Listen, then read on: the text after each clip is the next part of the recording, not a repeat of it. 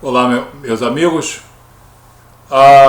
Novamente nós estamos aqui vasculhando Mateus, capítulo 13, com as valiosas parábolas de Jesus, onde nós temos ensinamentos de extrema importância. São ensinamentos que são singelos, são simples, mas são básicos no entendimento da obra salvadora de Jesus, da obra redentora de Jesus, nos auxiliam também a nos mantermos fiéis aos preceitos evangélicos, aos preceitos bíblicos e a nós conseguirmos identificar e conseguirmos evitar os erros doutrinários, que são uma coisa extremamente frequente nos dias de hoje e que estão contaminando muita gente e afastando muita gente da obra salvadora de Jesus. Então, as parábolas de Jesus são extremamente importantes. Eu selecionei hoje a parábola do joio, que está em Mateus 13, que vai de 24 ao 30, e nós podemos tirar alguns ensinamentos bastante importantes. Você vai ver até o final desse vídeo que nós temos umas considerações bastante importantes aqui. Porque muitas vezes nós lemos uma parábola, isso acontece comigo também, com muita frequência, e eu não consigo na primeira vez extrair toda a sua dimensão, todo o seu conteúdo. Diz a parábola do joio, a partir do verso 24 do capítulo 13 de Mateus. Outra parábola lhes propôs, dizendo: o reino dos céus é semelhante a um homem que semeou a boa semente no seu campo. Mas enquanto os homens dormiam, veio o inimigo dele, no caso Satanás, semeou o joio no meio do trigo e retirou-se. É assim que o diabo faz. E quando a erva cresceu e produziu fruto, apareceu também o joio. Quer dizer, na hora da ceifa, na hora em que a colheita estava para ser realizada, estavam presentes tanto o trigo quanto o joio. Então, vindo os servos do dono da casa, lhe disseram: Senhor, não semeaste boa semente no teu campo? De onde vem, pois, o joio? Ele, porém, lhes respondeu: um inimigo fez isso. Um inimigo fez isso. Então, quem nega a figura de Satanás e dos demônios, tem aqui um demonstrativo de que existe uma força espiritual completamente contrária à vontade de Jesus. Um inimigo fez isso, mas os servos lhe perguntaram: queres que vamos e arranquemos o joio? Não, replicou ele, para que ao separar o joio, não arranqueis também com ele o trigo. Deixai-os crescer juntos, até a colheita, e no tempo da colheita direi aos ceifeiros: ajuntai primeiro o joio, atai-os em feixes para ser queimado, mas o trigo recolhei-os no meu celeiro. Muito bem, nós temos aqui a história de alguém que semeia boa semente, mas vem o inimigo e semeia a semente ruim, e crescem juntos a erva daninha e o bom fruto. Mas na época oportuna, quando os dois aparecem e são facilmente identificáveis, então vêm não os homens, mas os ceifeiros, que são os anjos, e vão fazer a ceifa, separando o joio do trigo. Não haverá um inclusivismo, haverá um exclusivismo. O joio vai para um lado e o trigo vai para o outro, para o celeiro. Nós podemos tirar alguns ensinamentos importantes aqui. No verso 24, quando o reino dos céus é semelhante a um homem que semeou boa semente no seu campo. Está falando de Jesus e do Evangelho, em que a sua palavra é sempre boa, mas a ênfase aqui não está apenas na boa palavra, mas naqueles que são bons frutos, ou melhor, boas sementes produzidas pela palavra. Jesus aqui está se referindo àquelas pessoas que não são apenas trigo, são trigo muito bom, são trigo transformados pela palavra transformadora de Jesus.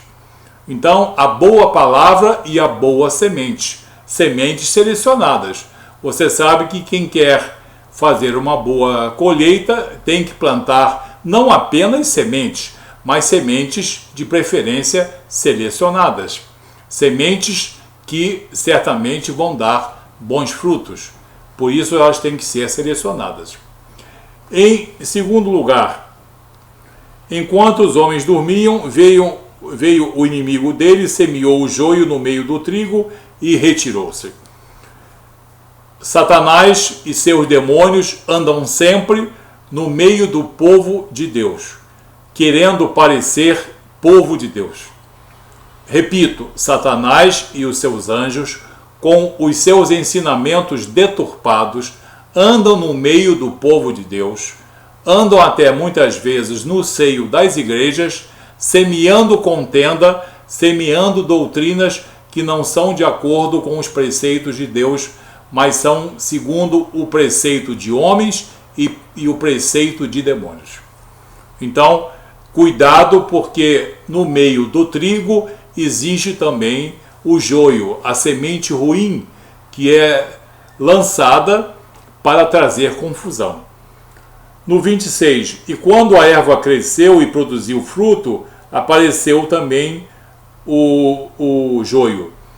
Quer dizer, no meio da temporada, o joio e o trigo parecem ser a mesma coisa. Existem aspectos doutrinários, existem doutrinas, existem ensinamentos que, em certo nível, você muitas vezes não consegue identificar como sendo joio ou como sendo trigo. Muitos de nós conseguimos identificar assim pela atuação do Espírito Santo e da palavra revelada, mas para muita gente não. Então, a certa altura, enquanto ainda não é chegado o tempo da ceifa, muito trigo parece joio e muito joio parece trigo.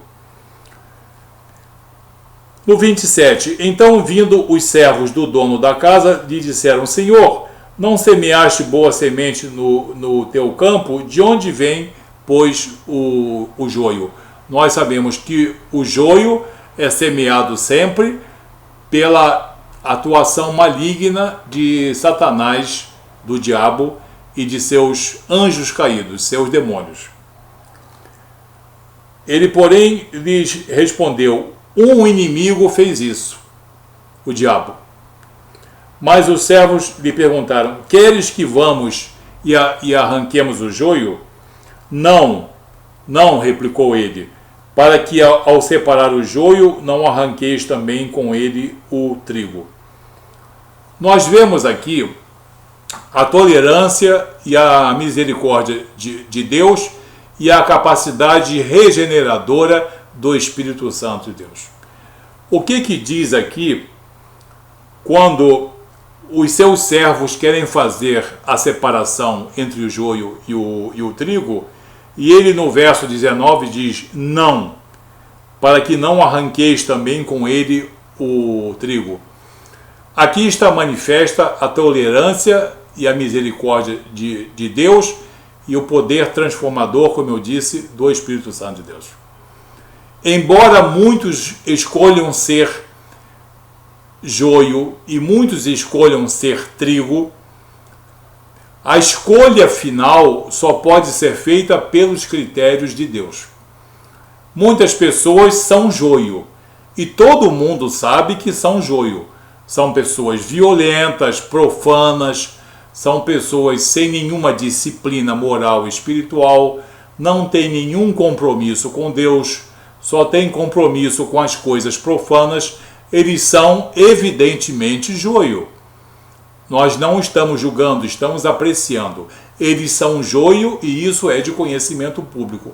Porém, a esses, Deus dá, Jesus dá, concede a oportunidade de, pela palavra e pela atuação do Espírito Santo, muitos desses joios venham a ser trigo. Porque se o homem for colher o joio e o trigo, haverá de confundir um e outro. E muito joio que está prometido na onisciência de Deus para ser trigo, será tirado, arrancado. E Jesus quer que todos tenham a oportunidade de conversão, por ouvir a palavra de Deus e por permitir que o Espírito Santo haja em seus corações e em seus espíritos, principalmente. Então nós vemos aqui nesse verso a tolerância de Deus e a misericórdia de Deus para muita gente que está sendo joio, gosta de ser joio e pretende permanecer como joio. Certamente, dentre esses, muitos, na hora da ceifa, serão ceifados realmente como joio para a condenação. Mas, felizmente, todos os dias, milhares de pessoas se convertem ao Evangelho. Então, muito joio tem se transformado em trigo. Ou seja, homens e mulheres que tinham uma vida profana e sem nenhum compromisso com Deus, hoje são missionários, são pastores, são grandes evangelistas. Nós temos testemunho disso. Nós conhecemos pessoas. Na família nós temos pessoas que eram joio, e joio brabo, e hoje são trigo da melhor qualidade. Então, Jesus dá a oportunidade de que o joio se transforme em trigo. Por isso, ele não quer que os homens avaliem toda a extensão do espírito do homem. Nós podemos apreciar, sim. Jesus Cristo não está citando Mateus 7, verso 1. Não julgueis para não seres julgados. Não é isso não. Ele está dizendo que nós apreciemos o joio e apreciemos sim o trigo, mas só até um certo nível, porque a partir de um certo estágio, somente o poder, a soberania, a autoridade e a onisciência de Jesus poderá realmente saber quem vai permanecer sempre como joio ou quem é joio, mas vai transformar-se em trigo e será abençoador no reino de Deus. Então, nós vemos aqui esse grande ensinamento de que nós, homens e mulheres, mesmo cristãos, mesmo dotados de bom senso, de conhecimento, podemos julgar até certo ponto, mas não vamos muito longe, não. Não vamos dizer que todo trigo é trigo e que todo joio será sempre joio. É isso que Jesus nos ensina, tá? Manifestando assim a misericórdia, a tolerância, a oportunidade e a regeneração. Isso é que é muito, muito importante, como está em 1 Pedro 1,23. Sendo de novo gerados, sendo regenerados, sendo renascidos de semente incorruptível e não de semente corruptível. Quer dizer, nascidos da palavra e do Espírito, e não de nada que venha do homem ou da mulher. Então, regeneração. Nessa passagem aqui, lida, existem a misericórdia, a tolerância e a capacidade regeneradora da palavra, juntamente com a atuação soberana do Espírito de Deus, do Espírito Santo de Deus. regeneração. É isso que transforma o homem. É isso que faz o homem nascer do alto, nascer de novo, nascer de Deus. É aquilo que Nicodemos não entendeu, mas nós hoje sabemos que é isso, regeneração. E para nós terminarmos, nós temos aqui a recomendação no verso 30, deixai-os crescer juntos até a colheita. E no tempo da colheita direi aos ceifeiros, quer dizer, eu, Jesus, vou determinar quem vai ser salvo e eu, Jesus, vou determinar quem vai ser condenado. Então, mais uma vez, haverá juízo, haverá salvação e haverá condenação segundo a soberana vontade de Jesus. O Jesus da Bíblia, não o Jesus confeccionado para satisfazer o público, o Jesus bíblico, o Jesus que é soberano e Senhor, que é a segunda pessoa da Triunidade Santa. Ele fará o julgamento. E quem vai efetuar esse julgamento são os ceifeiros. E quem são os ceifeiros? São os anjos.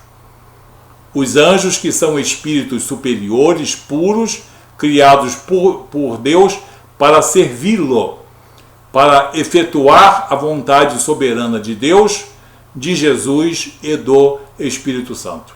Essa é a principal função desses anjos. E eles virão já com a sentença de condenação ou de salvação.